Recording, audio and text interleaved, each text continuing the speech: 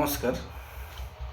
আজকে এমন একটা আমি ভিডিও ক্লিপ দেখাবো, যে ভিডিওটা দেখলে আপনারা সবাই কিন্তু আঁতকে উঠবেন।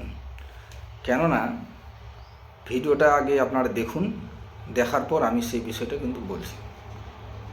এখানে দেখুন ভালো করে পরিলক্ষিত করে, যে পেশেন্টটা হাসপাতালে এসছে ওনাকে ডাক্তারবাবু জল খেতে বলছেন, কিন্তু জল থেকে এতটা পরিমাণ আতঙ্ক হচ্ছেন যে উনি জলটা খাওয়ার পর্যন্ত শ্বাস পাচ্ছেন না। দেখুন খাওয়ার পর কী পরিস্থিতি হচ্ছে, দেখুন কতটা ভয়ঙ্কর পরিস্থিতি।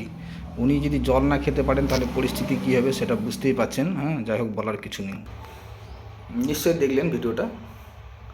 দেখুন এখানে একজন ভদ্রলোক যাকে কুকুরে বাইট করেছিল, অথচ সে কি করেছে, হাসপাতালে না গিয়ে কোনো ওঝার কাছে গিয়ে কি করেছে, সেই যে পানি পড়া বা জল পড়া যেটা বলে সেটা কিন্তু নিয়েছিল। যার ফলস্বরূপ এখন কুকুরের বাইটে কি হয় সেটা আপনারা হয়তো অনেকে অবহিত আছেন কিনা জানি না। কুকুরে কাটলেই কিন্তু জলাতঙ্ক রোগ হয়। জলাতঙ্ক আশা করি বুঝতে পেরেছেন, জল থেকে যে আতঙ্ক, অর্থাৎ জল দেখে ভয় পাবেন।